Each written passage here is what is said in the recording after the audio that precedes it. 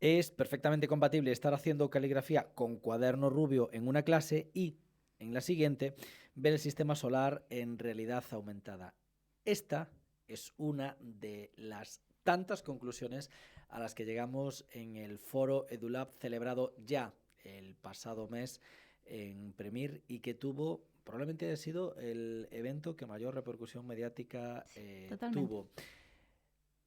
Vamos allá y nos cuentas de qué va a ir este podcast. Muy buenas tardes, noches, días. Bienvenida, Elena, a un Muy podcast más. buenas.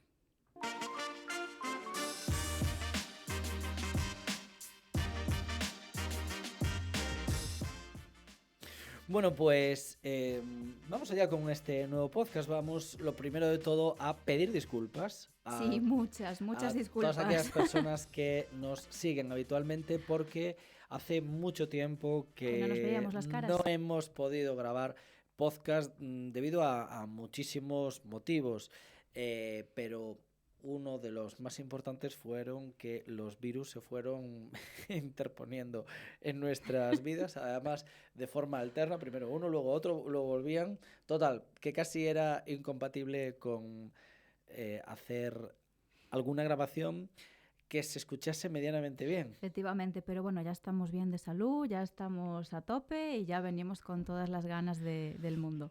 Aquí andamos. Bueno, cuéntanos, Elena, Bueno, ¿de qué vamos a hablar en este podcast? pues vamos allá. En un primer momento, como siempre, Oppo Info, donde damos pues información de vuestro interés para los opositores y opositoras, donde hablaremos un poco de las oposiciones en otras comunidades autónomas para este año 2024 y ya hablaremos también sobre la información que tenemos de las OPOs de 2025. En un segundo momento, en modo random, hablaremos un poco pues, de esas conclusiones a las que hemos llegado en el Foro EduLab, celebrado pues, el pasado mes aquí en Premier Santiago. Y ya en un último Sí, momento, bueno, dime. permíteme que recuerde que no solamente fueron los que explicaron, o me incluyo, los que explicamos diferentes cuestiones, los que generamos titulares, sino que fueron los propios alumnos los que también, Sí, las personas que estaban en ese foro, quienes también elaboraron los titulares y los lanzaremos hoy. Titulares del Foro EduLab, ese laboratorio de ideas educativas que nació con la intención de posponerse en el tiempo. efectivamente, además tenemos muchísimas conclusiones, cada cual más interesante que la anterior. Y en último momento hablaremos de Oppositor Mood, donde tenemos pues vuestra colaboración y participación directa, y es que hablaremos pues de un par de mensajes que hemos, bueno, uno de tantos que hemos estado recibiendo y que en esta ocasión pues vamos a comentar aquí de manera un poquito más pausada, más calmada, para entrar en profundidad sobre estos temas que nos habéis planteado. Hombre, no podemos dejar de pasar la oportunidad de referirnos a dos mensajes que nos llegaron, pero uno nada menos que desde Jerez de la Frontera. Efectivamente. Así es que nuestro saludo más afectuoso y directo a esta persona que nos sigue desde Jerez de la Frontera. Vamos allá. Ok. Pues con este índice yo no lo hubiese dicho mejor. Empezamos.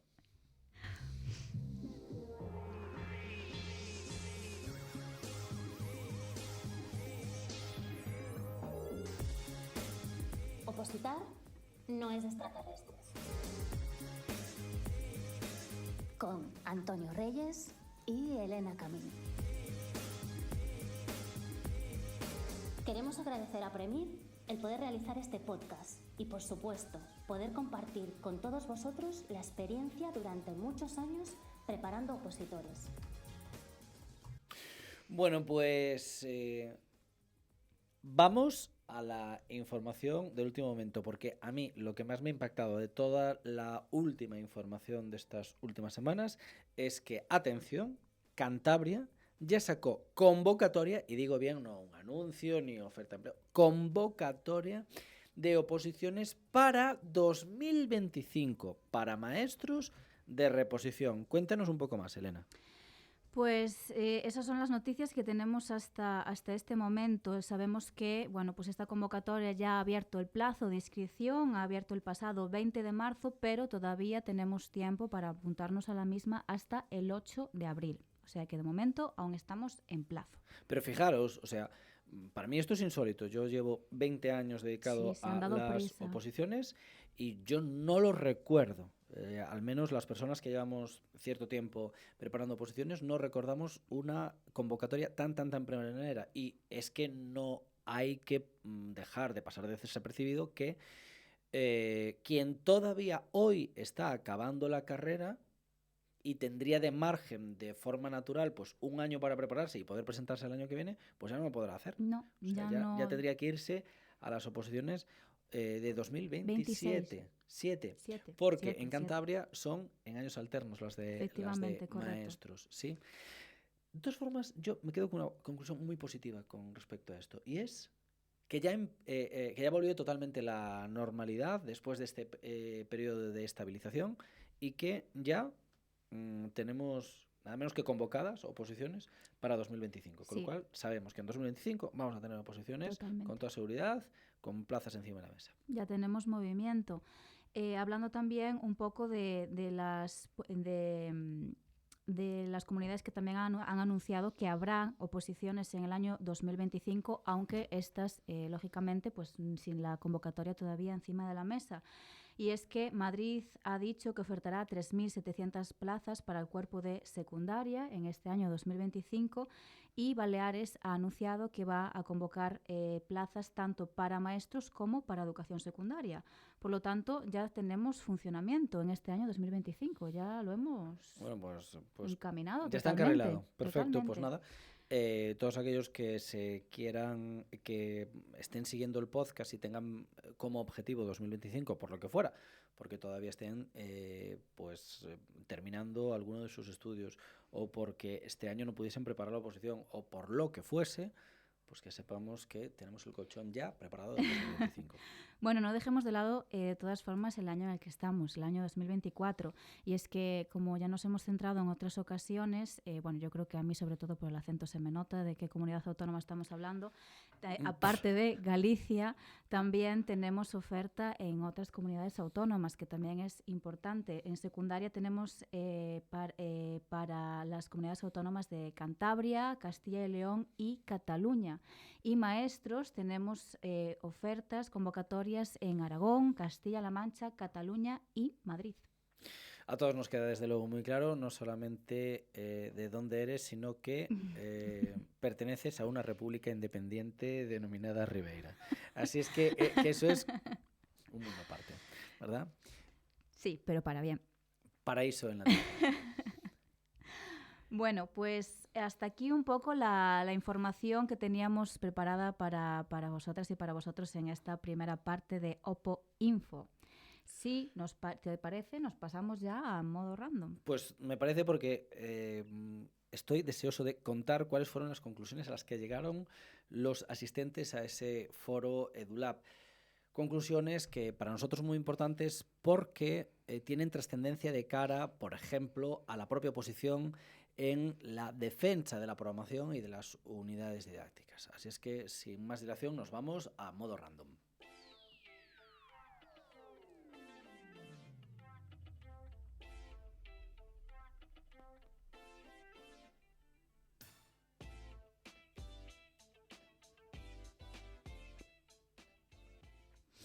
Bueno, ¿qué fue esto del foro EduLab, Elena?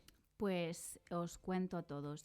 Este foro lo celebramos, como decíamos, el pasado mes y en él tuvimos la oportunidad de hablar un poco del mundo de las nuevas tecnologías en el aula como tal, ¿vale? En un primer momento, los pedagogos y las pedagogas de Premir hemos presentado pues una serie de recursos que se podrían utilizar e introducir en las aulas para sacarle el máximo provecho y utilizar pues todo este mundo que no es pequeño de las TIC concretamente dentro del aula.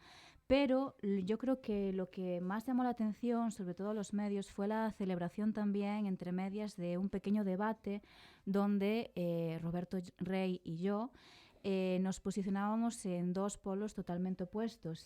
Uno estaba en mi caso, estaba totalmente a favor del uso de estas nuevas tecnologías dentro del aula y en el caso de Roberto estaba totalmente en contra. Claro. Contextualicemos esto porque fue este debate que estaba en medio de las pequeñas showcases que había a lo largo de la mañana o de la tarde. Este debate fue el punto que generó más repercusión mediática. De hecho, en contra de todo pronóstico para nosotros, la prensa se interesó muchísimo en saber cuáles eran las conclusiones a las que habíamos llegado. Y es que no podemos perder de vista que este año, desde principios de curso y de forma muy intensa, pues precisamente en torno a las Navidades, surgieron muchas noticias de movimientos que se estaban produciendo tanto por parte de profesorado como sobre todo por parte de asociaciones de padres en contra de la utilización de las pantallas en las aulas. Perdón. Entonces, bueno, pues esta es un poquito este es un poco el trasfondo y por qué esto tiene pues tantas consecuencias desde un punto de vista mediático.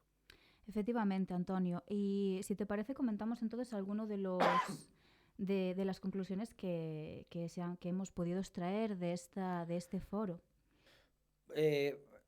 No fue una conclusión, pero sí que fue un momento bastante interesante. No pudo dejar de salir en la famosa escuela Waldorf de Silicon Valley. Ay, sí, la dichosa escuela. Donde en el momento del debate, Roberto comentaba, para quien no lo sepa o quien no participase, que hay una escuela en Silicon Valley a las que los altos directivos de Silicon Valley, que como sabéis es pues ese valle americano estadounidense en el que se insertan pues las grandes compañías tecnológicas, Apple, Google, Meta, etcétera, etcétera, ¿no? Y bueno, pues es algo así como el estandarte de quienes defienden que no se deben utilizar las tecnologías en el aula porque los grandes directivos de estas empresas llevan los alumnos a esta escuela. Sí, pero hay varios apuntes y puntualizaciones que deberíamos hacer aquí. Y es que no es que los niños en estas escuelas estén toda su escolarización sin utilizar las nuevas tecnologías, sino que esto se aplica a las etapas de educación infantil. Además, teniendo en cuenta de que sí, son todos los grandes personajes de todo este mundo que rodea las nuevas tecnologías, pero no deja de ser un grano de arena en un desierto. Sí, a ver, varias cosas que aclarar a ese mito, leyenda urbana, que primero sí, es cierto. Hay muchos grandes directivos que llevan a sus hijos a estas escuelas por este motivo, pero es que eso lo dicen los grandes directivos y cualquier pedagogo. Es decir, que hay que dosificar la utilización de las nuevas tecnologías en el aula y que no puede ser pasar de blanco a negro de hoy para mañana, ni desde educación infantil tenemos que utilizar las nuevas tecnologías a tiempo completo en el aula. En eso estamos todos de acuerdo. Sí. Y esto es lo que dice esta escuela. En infantil no se utilizan las nuevas tecnologías, en primaria se empiezan a dosificar, sobre todo se empiezan a utilizar con cierta frecuencia a partir de quinto de primaria. Y después en secundaria y etapas posteriores. Pues ya es una utilización más frecuente. Exacto. Segundo, tenemos que dejar muy claro que es una escuela ultra mega elitista, que te vale, claro, 300.000 euros, 300.000 euros que se dice pronto, la educación primaria. O sea, echar cuentas del resto aproximadamente. Me parece que eran sobre unos 45.000 euros cada curso, una cosilla así. O sea, una auténtica barbaridad. Totalmente. Entonces, claro, es evidente que es una escuela súper mega elitista que desde luego va a compensar cualquier tipo de cuestión por otras múltiples vías, ¿no? Sí, Bueno, en cualquier caso, a modo de conclusión, ya la hemos obtenido y es que no todo es blanco-negro en el tema de la integración de las TICs en el aula, sino que es muy recomendable en educación infantil y primaria que su incorporación sea muy, muy, muy puntual y que esto no deje de lado pues lo que tradicionalmente hemos considerado como habilidades básicas. Totalmente. Leer, escribir, todo lo que es el proceso de la grafoescritura en papel tradicional, etcétera. Hay que buscar un equilibrio, ni más ni menos. En eso estábamos todos de acuerdo, ¿no? Decía, por ejemplo, Rubén Benet, que es el Professional Learning Lead a nivel de España de Apple, literal, dijo: la tecnología, cuando va de la mano de un buen desempeño pedagógico, no es una distracción, sino nuestra mejor aliada. Es decir, que quede también muy claro que tiene que ir de la mano de un buen desempeño pedagógico. Efectivamente, porque una de las cuestiones que se planteaba en ese foro era que la tecnología en el aula lo que hacía era distraer a los alumnos, y estoy de acuerdo también con esa afirmación, siempre y cuando se utilice de una manera errónea, Claro. siempre y cuando la sepamos introducir de una manera adecuada, teniendo en cuenta todos estos aspectos pedagógicos, sí Claro. es una aliada. Claro. Y ojo, bueno, voy a leer porque me parecieron muy interesantes 2 titulares más de 2 alumnos, Ujú. Mireia Rodríguez y Martín Fernández. Y una vez hecho esto, vamos a las conclusiones de cara a nuestra programación didáctica o de cara a la oposición. ¿Cuál es el posicionamiento que debemos de tener muy claro, ¿no? Ujú. Decía Mireia Rodríguez, literalmente una profesora de educación infantil, en el momento en que a través de las TIC se siguen perpetuando metodologías tradicionales, se fracasa en la innovación educativa. Y es verdad, Sí. muchos creen que integrar las TIC en el aula es poner un PDF en el iPad. Sí, o utilizar un Kahoot para hacer un examen. Y obviamente eso pues, es una metodología de lo más tradicional, Pero con las TIC. pero utilizando un iPad en este caso, o Ujú. el dispositivo que fuese. Me pareció muy inteligente este titular de Mireia. Y por otra parte, Martín decía, es tan importante saber leer un libro y transmitir lo leído como entender una película para poder hablar de ella o expresar una idea en un TikTok de 30 segundos. Muy Claro, esto me gustó. apropiadas las dos. Sí, me gustó porque responde un poco a esta cuestión ecléctica que antes decíamos, ¿no? Es decir, es tan importante seguir adquiriendo capacidades de lo más tradicionales con aprender también a expresarse a través de las nuevas formas de comunicación. Sí, estoy totalmente de acuerdo. Claro, es decir, a mí también me parece importante, tan importante como saber hacer una redacción por escrito de forma tradicional o un resumen de un libro de forma tradicional, me parece tan importante o tan atractivo como eso, aprender a hacerlo a través de YouTube, por ejemplo, o a través de Totalmente. TikTok. Salir en TikTok y contar qué es lo que te ha parecido ese libro, por ejemplo, ¿no? Entonces Totalmente. coincido al 100% con Martín en este sentido. Conclusión de cara a las oposiciones. Pues lo que no debemos de olvidar en ningún momento es el momento vital, o sea, el momento en el que estamos viviendo ahora mismo. Y es que estamos en el mundo de las nuevas tecnologías, con las generaciones, Claro. con nativos digitales, y no podemos olvidar ese aspecto, ¿no? Pero lo que se trata es, no se trata de defender el 100% el uso de las TIC en el aula, ni tampoco demonizarlo, sino de buscar un equilibrio, que haya ese equilibrio, que podamos formar a nuestro alumnado dentro de esas TIC, pero lógicamente no como sustitución de medios y recursos analógicos y tradicionales, sino de introducirlas sabiendo exactamente qué es lo que queremos hacer, con qué fin, y siempre pues dándole ese sentido pedagógico para Claro. que ese alumnado adquiera esa competencia digital, porque realmente el que nosotros utilicemos una pizarra digital no significa que estemos trabajando esa competencia digital. Puede que el profesor o la profesora sí, pero nuestro alumnado no. Entonces es nuestra labor enseñarles a adquirirla adecuadamente, y eso yo creo que se hace desde el principio y desde lo más básico, que es desde las aulas. En pleno movimiento antipantallas, por lo tanto, ¿qué es lo que yo haría ante el tribunal?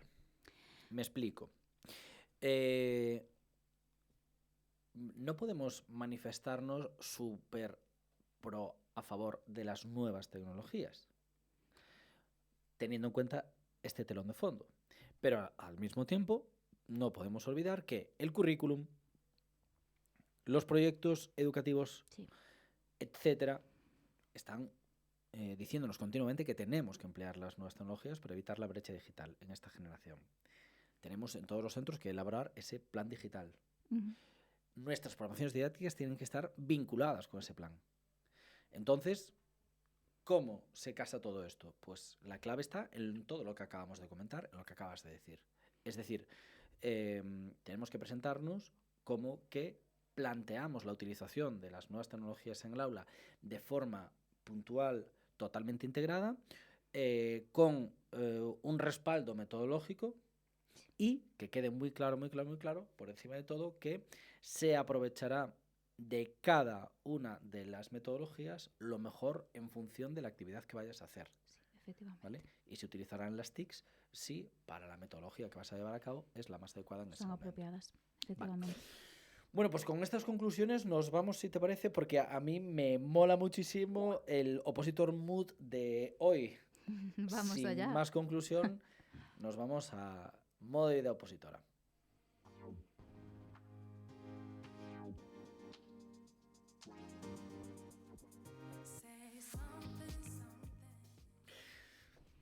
Tú dirás, Pues no, tú dirás, porque las preguntas Yo- las tienes tú, los mensajes los tienes tú. Yo lo que os puedo contar es que hemos recibido pues varios WhatsApps y en concreto hoy, si os parece bien, vamos a tratar 2 de ellos. Concretamente uno que nos llega, como bien nos ha adelantado Antonio, desde nada más ni nada menos que Jerez de la Frontera. Y el mensaje, ahí está, ya lo estoy viendo. bueno, nos queda muy poquito tiempo de podcast, así es que iremos muy directos y al grano. Nos dice, hola, soy de Jerez de la Frontera, opositora de ayuda ante instituciones penitenciarias. Un tema que me interesa mucho es todo lo referente a cómo afectan las relaciones sociales y afectivas en el proceso de las oposiciones. Gracias, me está encantando vuestro podcast. Bueno, pues... Gracias a ti por la pregunta. Bueno, eso es lo primero, por supuesto, muchísimas gracias. Me parece un tema tan apasionante que le vamos a dedicar un podcast. Pues sí, pues Uno de a los mí me próximos parece bien podcasts. también. Claro, además ahora ya no nos daré tiempo de contestarlo en cualquier caso.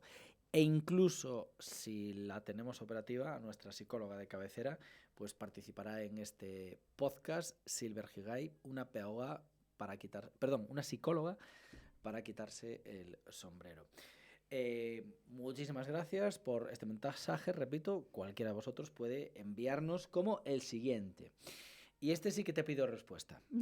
A ver. Hola, sé que soy una maniática del orden y me encanta tener los apuntes literal para enmarcar. Ujú. En varios colores y perfectamente estructurados. El otro día mi sobrina de 4 años pensó que uno de los temas que tenía hecho de mi puño y letra era una pizarra estupenda para colorear. Y cuando volví del descanso de media tarde me encontré con un Picasso fino. Me está Es- doliendo, ¿eh? Esto me llevó a pensar hasta qué punto es importante invertir todo ese tiempo en poner los apuntes bonitos. ¿Le pasa esto a mucha gente? Bueno, yo quiero contar una historia, pero cuéntame, Elena. A mí sí, a mí me pasa total y absolutamente. Y creo que tú y yo aquí vamos a diferir un poquito Yo totalmente. en cuanto a la opinión que tenemos al respecto.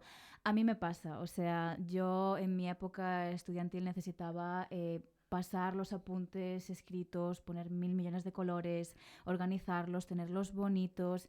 Era incapaz de coger una hoja en blanco y negro y ponerme a estudiar sobre ella. O sea, era total y absolutamente incapaz. Necesito hacer exactamente lo que ha hecho esta persona con esta desgracia que nos acaba de contar, porque de verdad que me está doliendo el corazón. A ver, yo me veo identificado por muchas vías. La primera de ellas porque yo, no de 4, pero sí de 1, tengo un pequeño gremlin en casa, adorable mi hijo, que su mayor afición es, atención, mi mujer se dedica a la sanidad y tiene en el frigorífico una especie de esas pizarras que se escribe con bileda imantada que se pegan, ¿no? Y realmente es un calendario mensual, entonces ella va poniendo allí sus guardias y algunas otras cosas para poder estar organizados, ¿no? Entonces el sitio que más le encanta a mi hijo pintar es ahí, Ay, coger Dios un rotulador mío. y ponerse, claro, con un año, imaginaros, solamente hace 300.000 garabatos. Bueno, pero eso lo vamos a perdonar. Segundo, también ese era es el caso de mi mujer, que se vería totalmente identificada con esta persona que nos mandó este mensaje y que, como tú, le dedica horas a tener unos apuntes absolutamente excepcionales, ¿no? Y yo reconozco que en ese sentido a mí eso siempre me parecía absolutamente una pérdida de tiempo. Y yo reconozco que soy de los que cogía el tema tal y como me lo daban, lo subrayaba con lápiz o incluso con boli muchas veces, sin regla ni nada, o sea, A pelo, a ahí, mano, mano alzada. a mano alzada, exacto. A mano alzada hacía mis apuntes, mis resúmenes por algún lado y pista y para adelante, ¿no? Y cualquier otra cosa que fuese diferente a eso me parecía una pérdida de tiempo, ¿no? Ahora, creo que a estas alturas de la vida cuando uno está preparando una oposición tiene 20 y poco como mínimo. Ya tiene un recorrido estudiantil y no es cuestión de modificar. Y tú ya tienes tus propios mecanismos. Efectivamente. Con lo cual, si eso es lo que a ti te hace funcionar, pues oye. Efectivamente, no es cuestión de que ahora las personas que estén en el team de Antonio se pongan a organizar todo y a ponerlo de 1000 colores, ni las que estamos en el mío cojamos una hoja en blanco y negro, sino que cada uno, si te funciona, pues adelante. Al final, todos son procesos y mecanismos que hemos ido adquiriendo durante nuestra vida estudiantil, y si estuviéramos hablando de un primero de la ESO, pues podríamos dar una serie de indicaciones, pero ya llegados a este punto, donde hay carrera y en algunos casos máster, pues yo creo que ya, si nos ha funcionado, nos seguirá funcionando, ¿no? Sí, yo no lo tocaría. Lo que funciona no se toca. Así es que eso nos puede resultar ya casi como lema para preparar la oposición. Efectivamente. Pues creo que no hay forma mejor de terminar el No, podcast. lo has cerrado perfecto. Muchísimas gracias, Elena, una vez más por gracias. este podcast, y nos vemos en el siguiente, que, atención, tenemos invitado de lujo que nos va a hablar acerca de las listas de sustituciones, un temazo que siempre os interesa. Así es que, sin más, Elena, Nos vemos en la siguiente. hasta el próximo podcast. Chao.